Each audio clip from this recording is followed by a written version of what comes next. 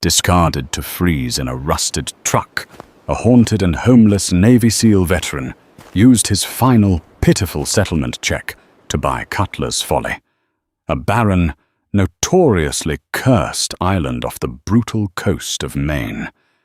His corrupt former commander was absolutely certain he had successfully silenced a broken soldier, banishing him to rot on a worthless, isolated rock. He had no idea this desolate, ignored wasteland was hiding a staggering, deadly secret just beneath the dirt. And the traitorous commander certainly didn't know that the very place where he sent his former soldier to disappear would unexpectedly hand the veteran the ultimate weapon to destroy his entire criminal syndicate. Nathan Gallagher was a ghost of a man, living in the rusted shell of a 2004 Ford F-150. 3 years ago, he was a chief petty officer in SEAL Team 6, kicking down doors in the dead of night and executing high-stakes raids under the command of Captain William Hayes. Now, he was a drifter on the fringes of Portland, Maine, surviving on cold canned soup and the erratic grace of a broken system. The transition from elite warrior to forgotten veteran had been brutally swift. A shrapnel wound to his right femur ended his physical career, while the invisible shrapnel of severe PTS had systematically dismantled his personal life. His only tether to sanity was Titan. Titan was a 70-pound Belgian Malinois, a retired Navy SEAL K-9, who had served alongside Nathan in 3 different combat zones. The dog was missing half of his left ear and carried a jagged scar across his snout from a close-quarters blast in Fallujah. They were 2 broken weapons the military no longer needed, discarded to navigate the civilian world alone. Nathan's luck shifted on a freezing Tuesday morning when a thick manila envelope arrived at a local P.O. box. It was a retroactive settlement from the Department of Defense regarding hazard pay and medical compensation that had been tied up in bureaucratic red tape for years. Inside was a cashier's check for $72,500. For a man sleeping in his truck, it was a fortune. But Nathan didn't want a house in the suburbs, and he didn't want to integrate into a society that felt impossibly loud and chaotic. He wanted isolation. Extreme, absolute isolation. Sitting in the local public library, Nathan scrolled through obscure real estate listings until he found it. Cutler's Folly. It was a jagged 7-acre rock off the treacherous northern coast of Maine, completely cut off from the mainland. The listing photos showed a desolate spit of land covered in dead skeletal pine trees and a single dilapidated wooden cabin. The price was absurdly low, listed at $45,000, having sat on the market for an astonishing 48 years. The listing explicitly stated as is, no utilities, unmarketable title, cash only. Within the hour, Nathan was sitting in the suffocatingly warm office of Harrison Trent, an aging real estate broker whose suit hung entirely too loose on his frame. "You want Cutler's Folly?" Trent asked, his voice cracking as he peered over his bifocals. He looked at Nathan, clear as throat, then down at the quiet, intense Malinois sitting dutifully at the veteran's boots. Trent began sweating, dabbing his forehead with a crumpled handkerchief. "Mr. Gallagher, I have to be honest with you. That property it's a liability. It's impossible to sell. The tides are violent, the soil is dead, and nobody has set foot on that island since 1978. There's a reason it's cheap." "I don't care," Nathan said, his voice a low, gravelly monotone. "I'll give you $40,000 for it right now, cashier's check." Trent stared at the check, then back at Nathan. The broker's hands were visibly shaking as he hurriedly pulled the ancient yellow deed from a dusty filing cabinet. It was as if Trent couldn't get rid of the paper fast enough. He didn't argue the price drop. He didn't try to upsell. He just frantically stamped the documents. "There is one peculiar stipulation in the original deed," Trent mumbled, pointing a trembling finger at a line of faded text. "You own the surface, but a holding company from the 1960s, Apex Logistics, technically retained the subterranean rights. It doesn't mean much. It's solid granite. Just legal mumbo-jumbo." Nathan signed the papers without a second thought. He didn't care about subterranean rights. He just wanted the surface. 2 days later, Nathan spent another $3,000 on a beat-up aluminum skiff with an old outboard motor. He loaded the boat with survival gear, MREs, meals ready to eat, a heavy-duty tactical flashlight, his car bar knife, and bags of high-protein dog food. The locals at the marina watched him load the boat with a mixture of pity and dread. An old lobsterman named Elias Cobb spat chewing tobacco onto the docks and shook his head. "You ain't going to last a week out there, soldier," Elias warned. His eyes narrowed against the freezing wind. "Cutler's Folly is a bad place. The birds don't even land on it. It's too quiet." Snorts. "And when the fog rolls in, things get confused out there."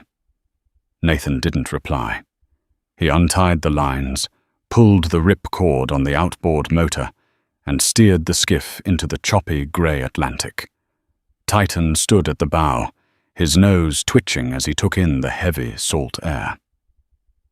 The journey took 2 grueling hours through punishing swells. When Cutler's Folly finally materialized through the dense sea mist, it looked less like an island and more like a tombstone rising out of the ocean. Jagged black rocks formed a natural, treacherous perimeter. The shoreline was littered with decades of driftwood that looked like bleached bones. At the center of the island stood the cabin, a sagging, rotted construction that seemed to lean away from the wind. Nathan dragged the skiff onto a narrow patch of rocky beach and secured it. He took a deep breath. For the first time in 3 years, the crushing anxiety in his chest began to ease. There were no sirens here, no crowds, no sudden noises, just the rhythmic, endless crashing of the waves. He had finally found his sanctuary, or so he thought. The interior of the cabin was exactly what Nathan expected.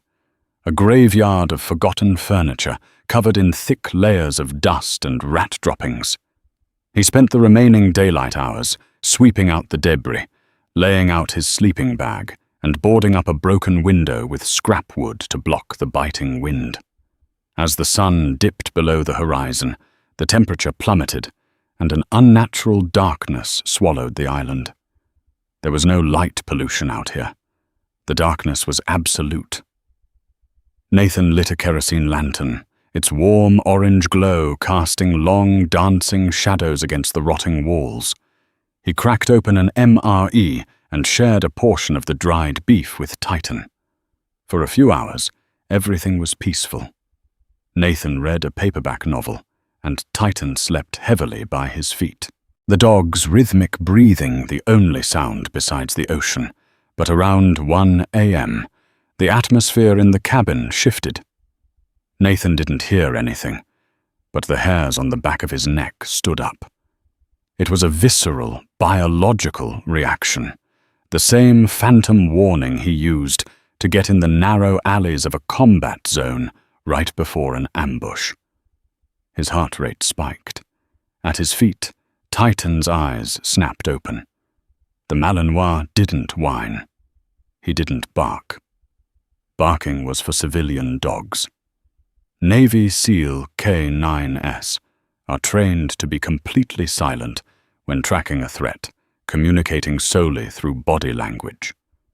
Titan stood up, his posture instantly transforming from a resting pet to a lethal, coiled spring.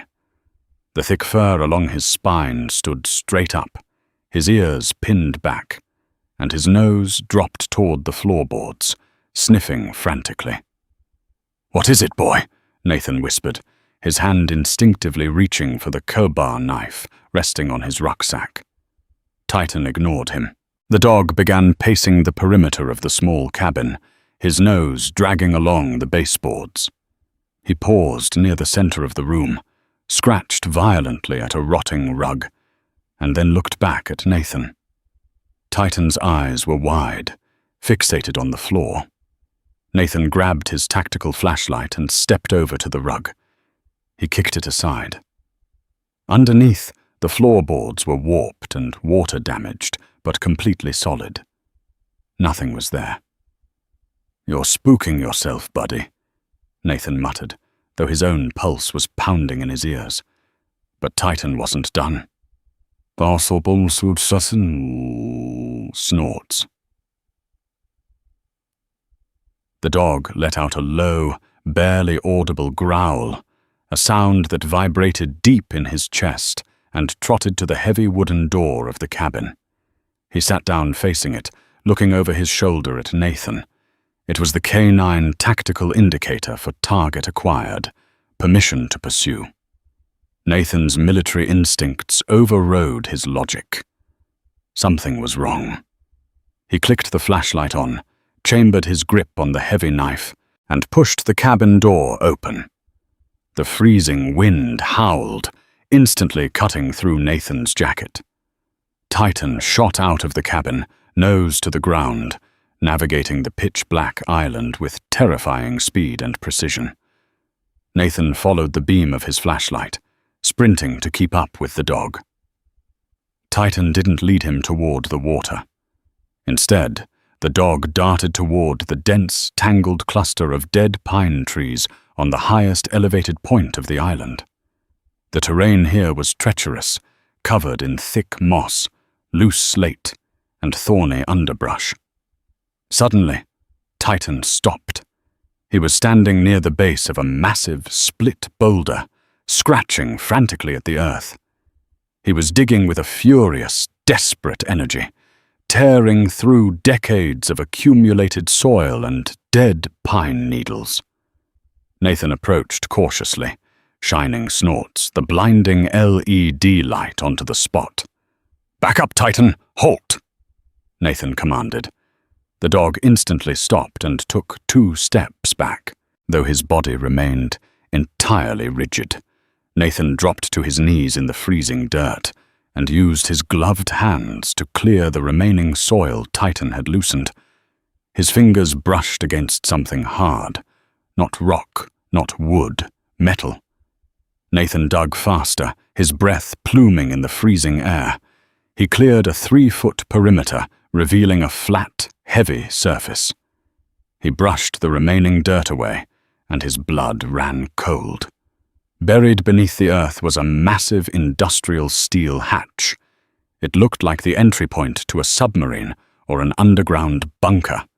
It had a heavy turning wheel in the center, but that wasn't what made Nathan's chest tighten with dread. The metal wasn't rusted. Despite the island being battered by highly corrosive salt air for decades, the steel hatch was pristine. The hinges were thick with fresh synthetic grease. The heavy steel wheel in the center was completely free of debris. Someone had been maintaining it recently. Nathan stared at the hatch, the words of the nervous real estate agent echoing in his mind. Apex Logistics retained the subterranean rights. As Nathan knelt there in the dark, the wind momentarily died down. In the sudden, suffocating silence, Titan stepped forward and pressed his ear flat against the cold steel of the hatch. Then Nathan heard it. It was faint, muffled by inches of heavy steel, but unmistakable in the dead of night. A rhythmic, mechanical humming, followed by a sharp, metallic clank. Someone or something was moving down there. The mechanical hum vibrating through the pristine steel hatch sent a surge of electricity straight to Nathan Gallagher's nervous system. For 3 years, his brain had been misfiring, flooding his body with panic in the frozen food aisle of grocery stores, or at the sudden backfire of a passing car. But here, kneeling in the freezing dirt of Cutler's Folly, with a potential tangible threat lurking just inches below him, the fog of his severe PTSD evaporated. The crushing weight of civilian life lifted, replaced immediately by the cold, calculated clarity of a chief petty officer in SEAL Team 6. Nathan was no longer a broken, homeless drifter. He was the weapon he was built to be. He signaled Titan with a sharp, downward flick of his wrist. The Belgian Malinois backed away from the hatch, flattening his dark body against the mossy earth, rendering himself practically invisible in the blackness. Nathan turned his attention back to the heavy steel wheel. It was well oiled, silently begging to be turned. He gripped the cold metal with both gloved hands and applied pressure. It didn't budge. He adjusted his stance, planting his boots firmly into the loose soil, and engaged his core, pulling with the concentrated strength of a man whose life had depended on physical endurance. With a soft, sickening click, the pressure seal disengaged. The wheel spun smoothly.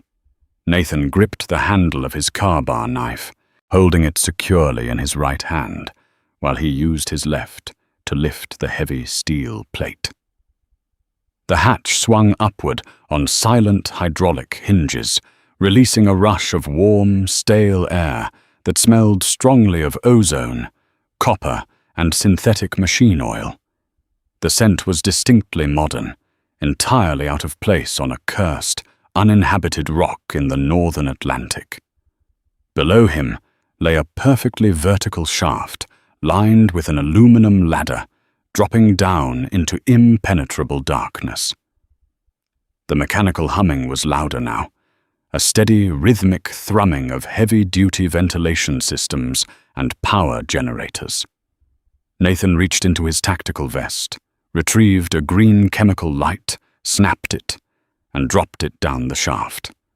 The glowing tube tumbled for nearly 40 feet before hitting a solid concrete floor with a faint clatter. The eerie green illumination revealed no movement. He looked at Titan, giving a quick, double-tap gesture to his own chest. "Follow close." Nathan descended first, his boots making no sound on the aluminum rungs. He moved with practiced fluid efficiency.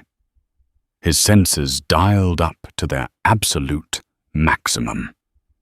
The temperature rose significantly with each passing foot, transitioning from the biting Maine winter to a climate-controlled, sterile warmth. When his boots finally touched the smooth, epoxy-coated concrete floor, he stepped aside, allowing Titan to silently land beside him. The Malinois immediately took a defensive posture, his nose working frantically to dissect the environment. The shaft opened into a long, narrow corridor constructed of reinforced concrete and lined with exposed thick conduits running along the ceiling. Dim, red emergency lighting bathed the tunnel in a sinister, bloody hue. This was not a forgotten relic of the Cold War. This was an active, highly funded, state-of-the-art facility. Moving in a deep crouch, Nathan navigated the corridor, sweeping his heavy tactical flashlight across the corners, keeping the beam tight. The hallway terminated at a heavy reinforced security door equipped with a biometric keypad. However, the door was slightly ajar, propped open by a rubber wedge. Someone was incredibly careless or incredibly confident that no one would ever set foot on Cutler's Folly. Nathan slipped through the opening, Titan mirroring his exact footsteps. They entered a cavernous, subterranean room that stole the breath right out of Nathan's lungs. The space was massive, roughly the size of a gymnasium, and completely filled with row upon row of towering black server racks. Thousands of blinking blue and green LED lights pulsed in rhythm, illuminating the sterile environment. Thick bundles of fiber optic cables snaked across the ceiling, feeding into a massive central cooling unit. It was a localized, completely off-the-grid data fortress. But it wasn't just servers. Along the far wall sat a staging area. There were heavy Pelican cases stacked neatly, the kind used to transport military-grade munitions and advanced weaponry. Next to the cases were folding tables littered with high-frequency satellite radios, encrypted laptops, and stacks of physical manifests. Nathan crept toward the tables, his eyes scanning the space for any sign of human movement. Nothing. The rhythmic clanking he'd heard from the surface was coming from an automated sump pump, violently ejecting groundwater into a drainage pipe. The facility was currently empty, but the glowing screens on the laptops indicated that it wasn't abandoned. Someone had been here just hours ago. He holstered his knife and stepped up to the primary laptop. The screen was locked, but beside it lay an open leather binder. Nathan shined his flashlight onto the documents. They were bills of lading, international shipping routes, and wire transfer confirmations totaling hundreds of millions of dollars. The cargo wasn't drugs or weapons. It was data, highly classified, deeply sensitive geopolitical data, blackmail material, satellite telemetry, defense grid layouts for the eastern seaboard of the United States. The island wasn't cursed. It was a geographic blind spot, deliberately purchased and utilized by a massive, treasonous syndicate to harbor servers containing stolen government secrets. Positioned just far enough offshore to bypass federal data jurisdictions and monitoring systems, Nathan turned the page of the binder, and his heart violently slammed against his ribs.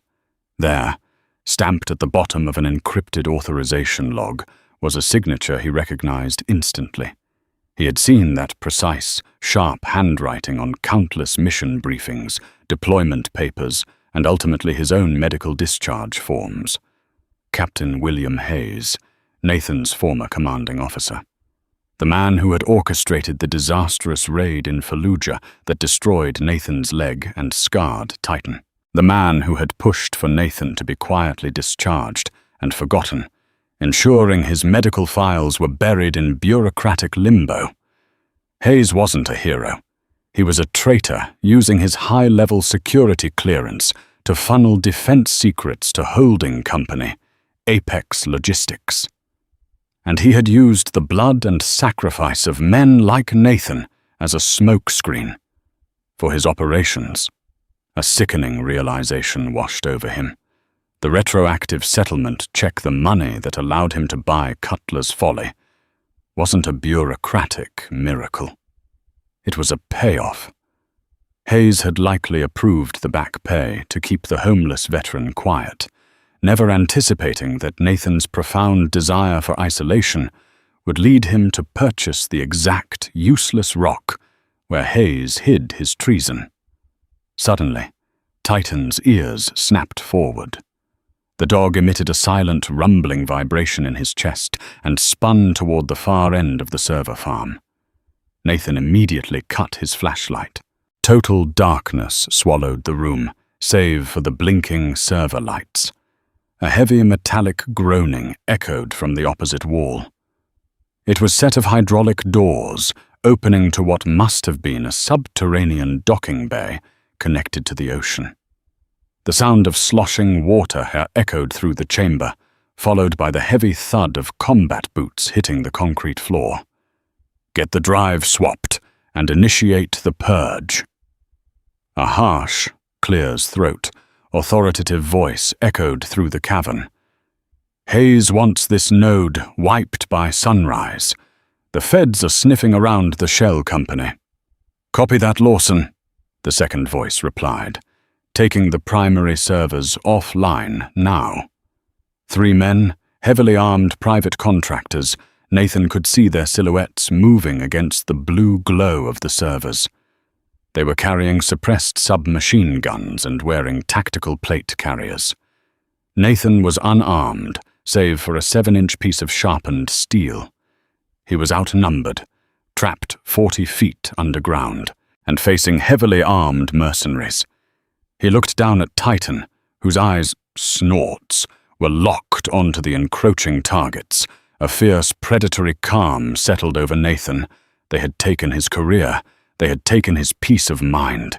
Now they were standing in his house. He reached down and gave Titan the silent two-finger command for lethal engagement. Clear. Hot. The mercenaries moved with a false sense of security. Their weapons lowered, entirely unaware that the darkness held a predator. Lawson, the team leader, marched toward the central server cluster. A heavy duffel bag slung over his shoulder, ready to extract the treasonous hard drives. His two men, Carter and Briggs, fanned out to check the perimeter, their flashlights cutting uselessly through the maze of towering black racks. Nathan used the rhythmic hum of the massive cooling units to mask his footsteps. He slipped off his boots, choosing to walk in his thick wool socks. The cold concrete bit into his feet, but it rendered him entirely silent. He was a ghost slipping between the narrow aisles of the data farm, tracking Carter, the man closest to his position. Carter turned a corner, his flashlight beam sweeping across the empty concrete. He never saw the blade. Nathan lunged from the shadows, his left hand clamping violently over Carter's mouth to muffle the scream, pulling the man off balance backward. Simultaneously, Nathan drove the car-bar knife precisely into the vulnerable gap beneath Carter's heavy ceramic armor plate, angling upward. The mercenary's body went instantly rigid, a suppressed gasp dying in his throat.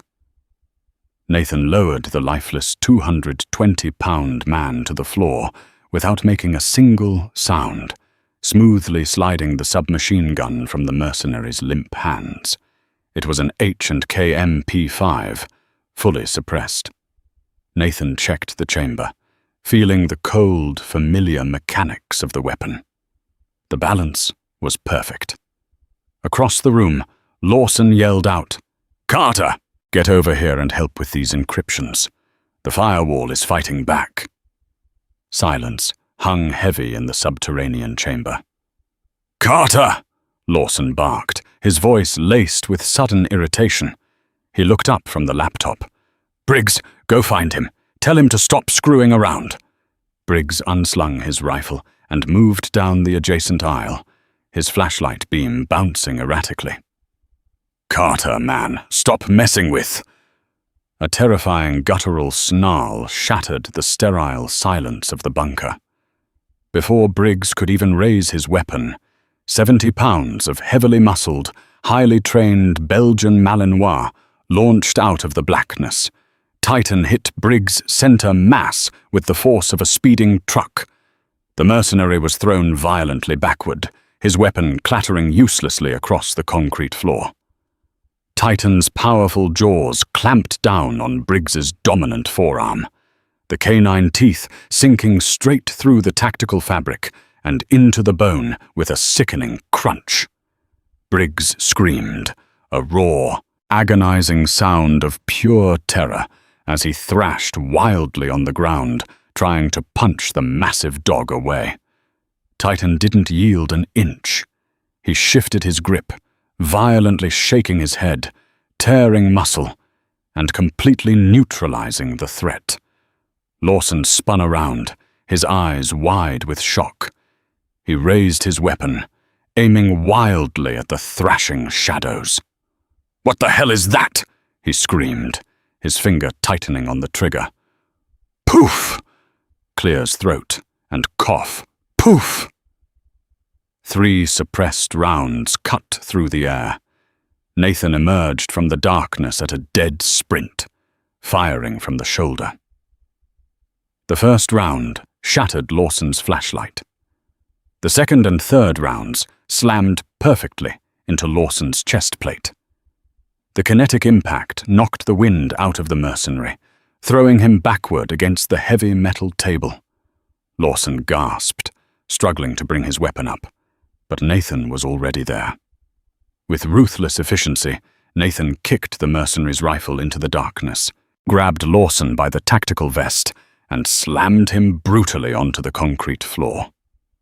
Nathan drove his knee into Lawson's sternum, pinning him in place, and leveled the smoking barrel of the MP5 directly between the man's eyes.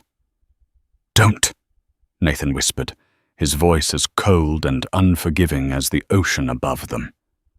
Lawson froze, his chest heaving, his hands instantly raising in surrender. He looked at the scarred, intense face of the homeless veteran, then at the massive, bloody dog standing fiercely over his screaming partner. Who are you?" Lawson stammered, coughing violently. "You're not supposed to be here." "I own the property," Nathan replied evenly. "I'm just doing some renovations." Nathan zip-tied Lawson and Briggs, using their own tactical restraints, dragging them to the center of the room. He patched Briggs's bleeding arm just enough to keep the man from bleeding out. He wasn't a murderer. He was a soldier. He had secured the target. With the mercenaries neutralized, Nathan turned his attention back to the staging tables. He knew the protocol. He disconnected the heavy hard drives containing the treasonous data, wrapping them securely in static-proof bags before shoving them into his rucksack. These drives were the Holy Grail. They were the undeniable, irrefutable proof of Captain Hayes's massive criminal syndicate. A web of treason that had likely cost dozens of American lives. He found Lawson's encrypted satellite phone, cracked the security code by pressing the mercenary's bleeding thumb against the scanner, and dialed a number he hadn't thought about in 3 years. It was the direct line to a federal investigator at the Department of Defense Inspector General's office, a man who had once tried to look into Hayes's operation, but was aggressively shut down by brass.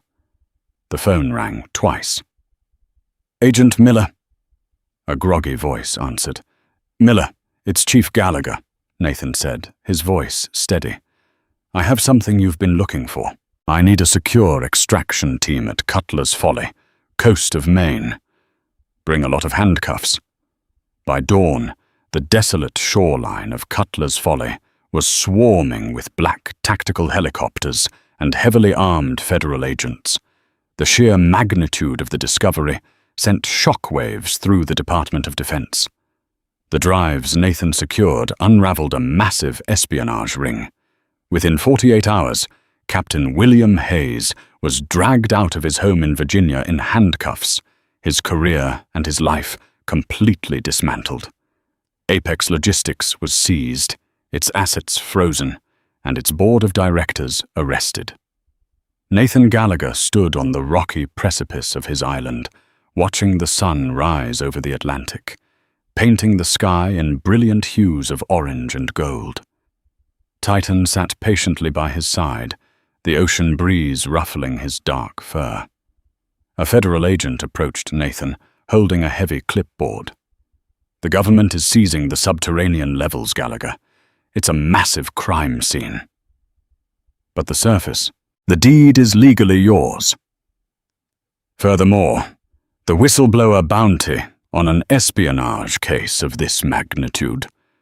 The agent shook his head in disbelief. "You're never going to have to worry about money again. You could buy an island in the Bahamas." Nathan looked down at the ruined wooden cabin behind him and out at the endless crashing waves. The noise of the world was finally gone. His mind was quiet. He reached down and affectionately scratched the scarred spot behind Titan's ear. "No thanks," Nathan said softly.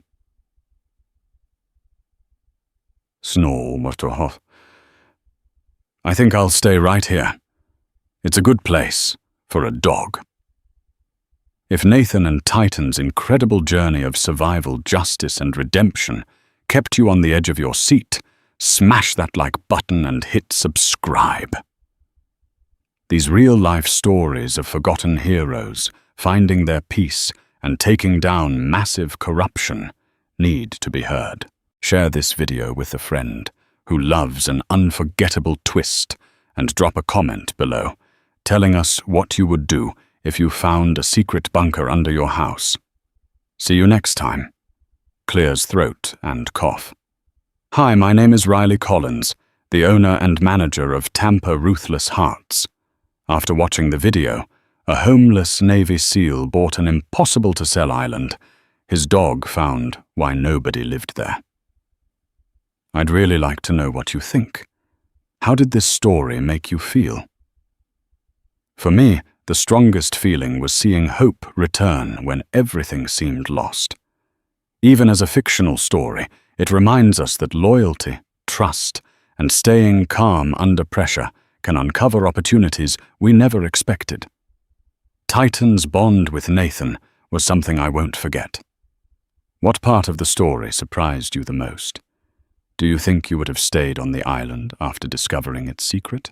Sometimes paying attention to small signs and trusting the people or pets who have earned our confidence can make all the difference. If you enjoyed this story, I'd love to hear your thoughts in the comments, and feel free to like and subscribe if you'd like to see more stories like this.